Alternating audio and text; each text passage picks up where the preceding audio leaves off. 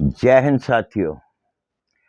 आपको मालूम है, महिलावादी एक तरफ कानून परिवारों का विनाश कर रहा है। महिला की ही अवधारणा बदल चुकी है। जो लड़के की मां है या लड़के की बहन है, उसको तो महिला माना ही नहीं जाता। थाना बहू की सुनेगा, वुमेन सेल में बहू की सुनी जाएगी, जबकि लड़के की मां और बहन को महिला माना ही नहीं जाएगा। महिला सेल है, लेकिन उसको बहु सेल कहना ही उचित होगा।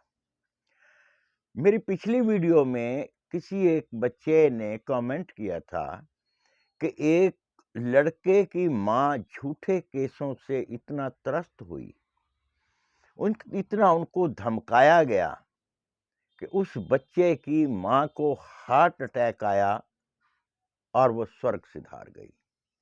मेरी संवेदना उस परिवार के साथ है। यह कब तक चलेगा? क्या वो महिला नहीं थी जो सदमे से मरी या डर के मारे जिसको हार्ट अटैक हुआ? खाली बहू को ही महिला माना जाएगा? आजकल बहुएं, लड़कियां जिनकी नई नई शादी होती है, जब केस करती हैं झूठा केस करती। वैसे तो महिला को हमारे देश में बहुत सम्मानजनक दृष्टि से देखा जाता है, लेकिन कुछ झूठी महिलाएं, झूठा केस करके परिवारों का सत्यानाश करती महिलाएं, इनका क्या?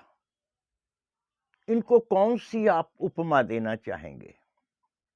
ये पिशाचिनी, शाकनी और डाकनी में आती हैं, जो एक परिवार का विनाश करती हैं। हमारे इतिहास में कुल कलंकनी, कुल नाशिनी, कुल विनाशिनी ऐसी ही स्त्रियों को कहा गया है, जो झूठा केस करके एक नहीं बल्कि अपना परिवार भी नष्ट करती हैं और अपने ससुराल पक्ष को भी।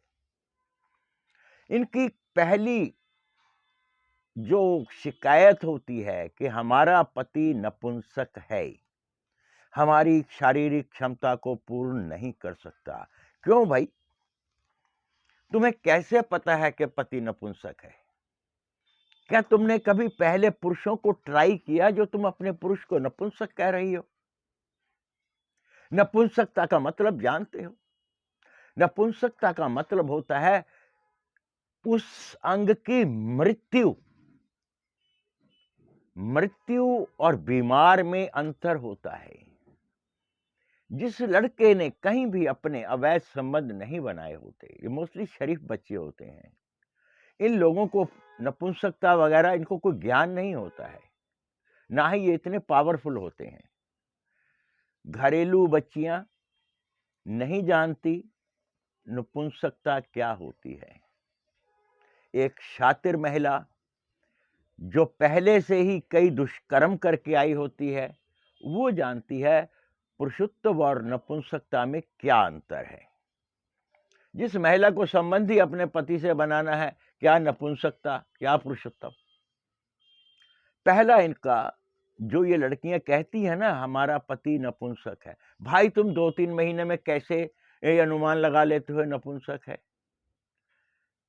एक मां के प्रति बच्चे का प्यार भी आते आते एक उम्र में आके पता लगता है कि मेरी मां कितनी महान है।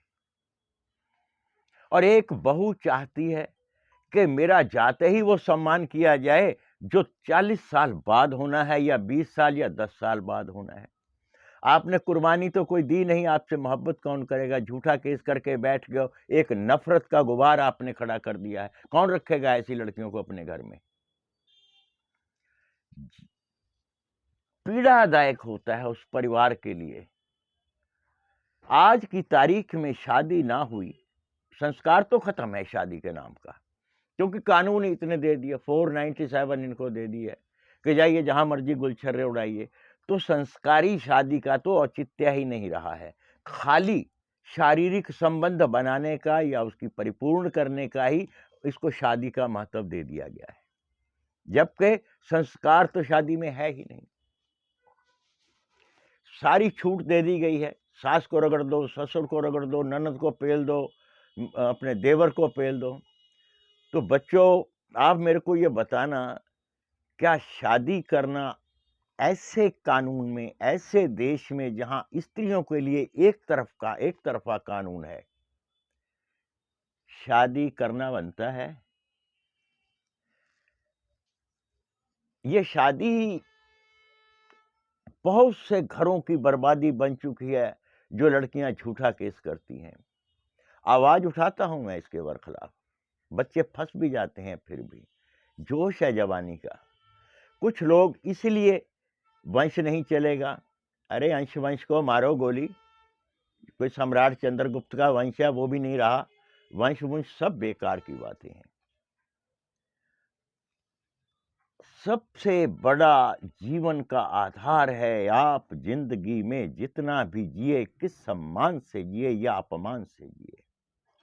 आपके लिए सबसे बड़ा अपमान वो है जो एक बहू आपके घर में आपकी बने बनाए रसूख को, बने बनाए आपके जो रुतबा है समाज में, उसको नष्ट करती है। एक पल लगता है झूठा केस करने में। उस बूढ़े आदमी पर जिसने तिनका तिनका करके घोंसला बनाया होता है, उस घोंसले को छिन्न भिन्न कर देती है, उसको तहस नहस कर देती है, सिर्फ एकमात्र ये कह के कि मेरा ससुर करप्ट है। एक उस बालक को जो उसका देवर होता है, जिसको आगे अभी संसार बसाना है, उसके ऊपर उंगली उठा देती है, इसने मेरे पर बुरी नजर डाली। ठीक है, आप जिनके साथ ये बुरा कर्म होता है वो करें। अगर किसी लड़की का ससुर या देवर ऐसे हैं, मैं कहता हूं वो सामने आए और डट के मुकाबला करें, फिर माफी मत करें, समझौता मत करें, अंजाम तक पहुंचाएं केस को। मैं उनके साथ हूं जिन लड़कियों के साथ बुरा होता है। जिनके साथ बुरा होता है वो तो बेचारी बोलती ही नहीं है। मैं उनको कहूंगा बोलिए, मुझे कॉल कीजिए, मैं ऐसी अबला स्त्रियों के साथ हूं, उनका भी सहयोग करूंगा, भरपूर करूंगा। लेकिन 80 से ज्यादा % झूठा केस करने वाली है, जो हमारे सुप्रीम कोर्ट ने भी माना है कि फॉल्स केस बहुत ज्यादा है। इनका कोई उपाय, वो जिस बच्चे की माता का स्वर्गवास हुआ है डर के मारे हार्ट अटैक से, क्या उस अपराधी को कोई सजा मिलेगी जिसने उसको प्रताड़ना की है? डीबी एक्ट में आप कह तो देते हो हमारी सास ने हमें डांटा, लेकिन एक बहू जब एक सास की मृत्यु का कारण बनती है, उसकी सजा का निर्धारण कौन करेगा? क्या समाज में बच्चों को बगावत के लिए मत उकसाइए, ये एक तरफा कानून बंद कीजिए। जय हिंद साथियों।